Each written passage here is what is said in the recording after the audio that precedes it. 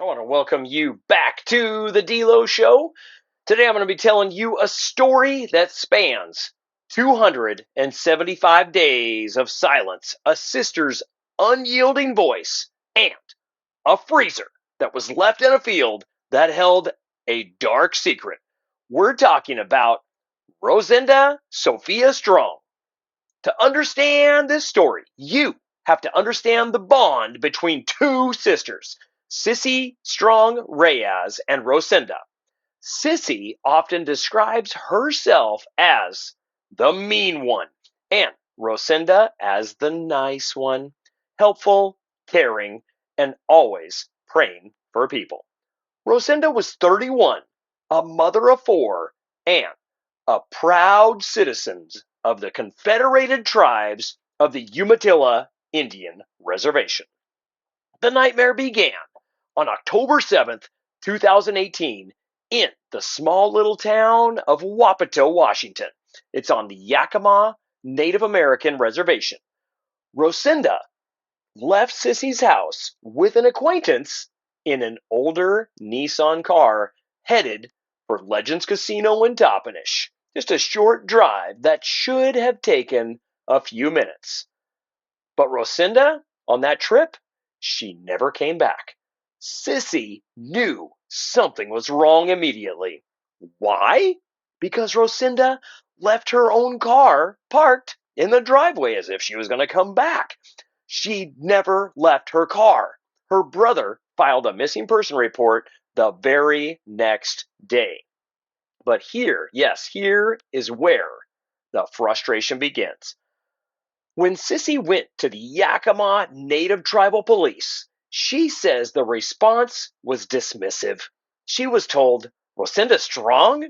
Oh, she's just probably partying. She'll pop up sometime. But Cissy was having an anxiety attack because she knew this was out of character. She wasn't going to let her sister become just another statistic in a region where the number of missing and murdered indigenous people is tragically high and often unknown. The 275-day search, well, I'm going to go over here next. So for the next 9 months, Cissy became her sister's voice. She organized prayer walks and candlelight vigils. She stood on the steps of churches and at women's marches in Yakima, speaking to hundreds of people, her voice wavering but never breaking. They wore red, the color of the missing and murdered indigenous people, the MMIW movement. They carried signs that asks, "Where are our sisters?" and "No more stolen sisters." While the community marched, the rumors swirled. And in November 2018, the body of another woman, a 30-year-old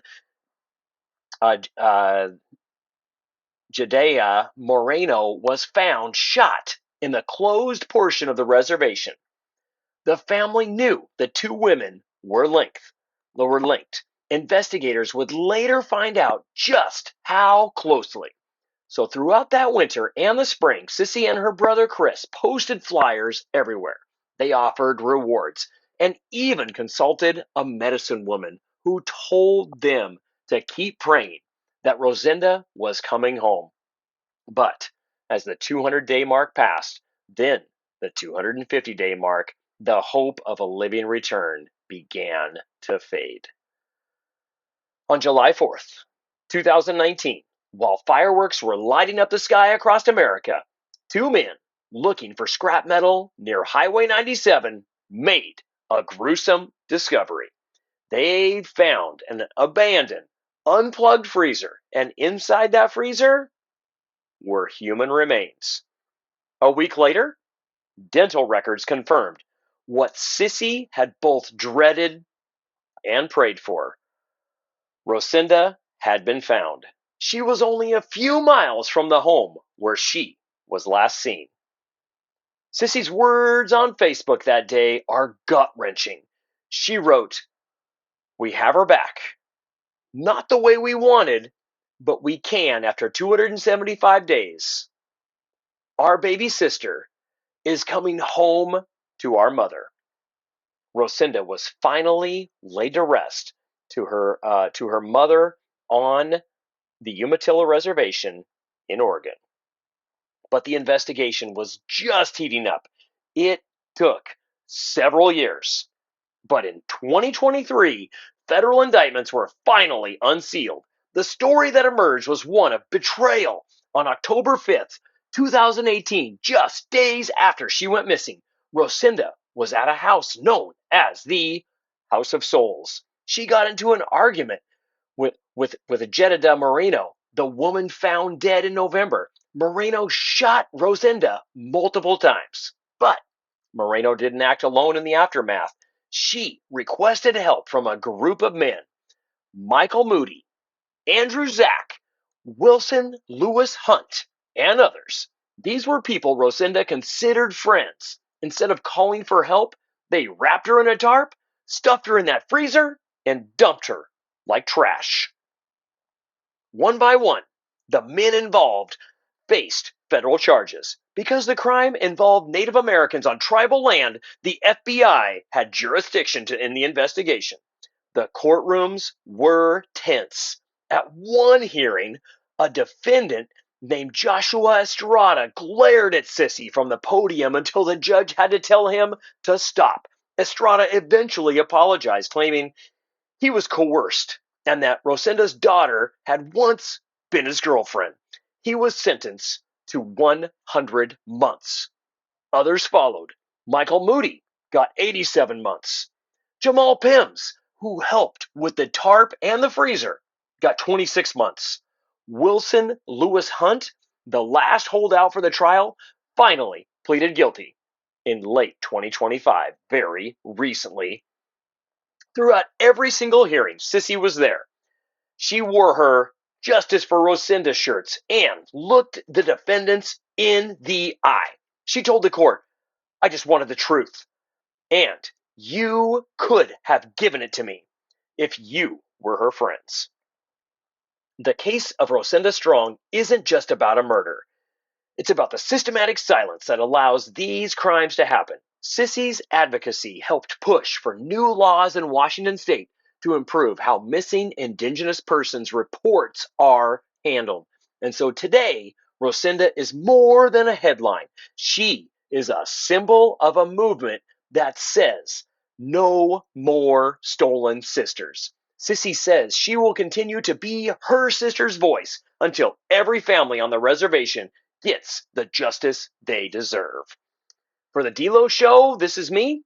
I'm Ryan D'Lo Delosier, and I'm just glad that you made it this far. I'm glad this case, we got a conclusion to this one as well. This one, I know it's not a Yakama one, it's a Wapato one, but it's in the county, and it's familiar with things going on. I just think it's important for us to recognize these individuals and just how certain, like the missing Indigenous families, missing and murdered Indigenous women, really are definitely there's quite a few of them. There's actually a podcast that's related that covers these. That's basically devoted to covering these cases. There's lots of people that disappear down on the Yakama Indian Reservation, and it just doesn't get investigated because the individuals, a lot of times they just think that they are off, like the tribal police thought here. She's just out partying and she'll probably be back, and that's kind of the perception a lot of times too.